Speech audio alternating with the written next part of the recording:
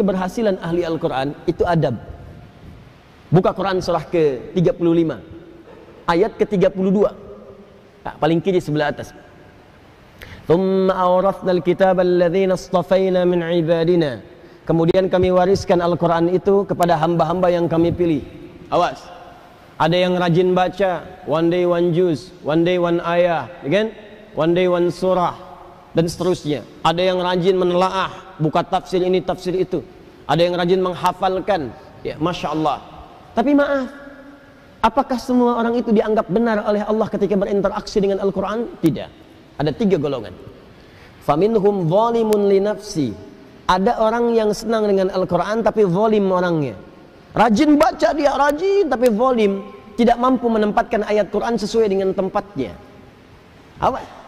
Zalim itu menempatkan sesuatu bukan pada tempatnya.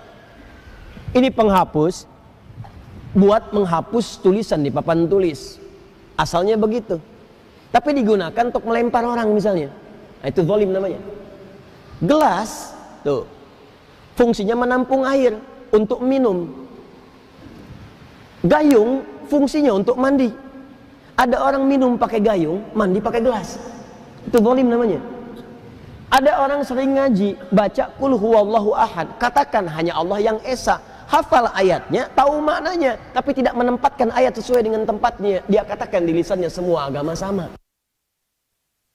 Dibin, celaka orang-orang yang dusta, hafal ayatnya, sering baca, tahu artinya, tapi dia berdusta. Itu zalim namanya. Jadi ayat-ayat itu tidak dipraktikkan dalam perilaku hidup, adab tidak ada. Wa minhum muqtasid, ada golongan kedua, meninggalkan sifat yang pertama, naik tingkat, tapi belum ada nilai kebaikan pada dirinya, hanya untuk dirinya saja.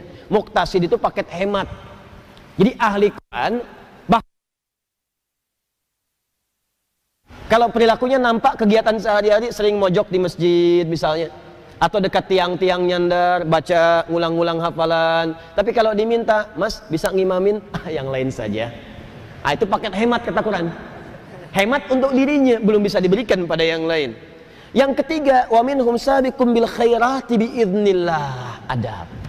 Ada ahli Quran, kesuksesan interaksinya dengan Al-Quran dibuktikan dengan menampakkan perilaku baik dalam kehidupan. Sabiqum bil khairat, kalau bisa nomor 1 dia mengerjakan kebaikan. Jadi ciri orang yang berhasil dengan Qurannya, kata Allah, adalah adab. Jadi jangan bangga kalau anak Anda hafal 30 juz, tapi nggak merubah perilakunya. Yang yaitu hafalan banyak, tapi perilaku semakin durjana. Yang salah tuh dalam hafalannya. Ada yang keliru. Ciri orang tuh kalau sudah dekat dengan Quran, karena Quran itu baik, akan ada perubahan dalam dirinya.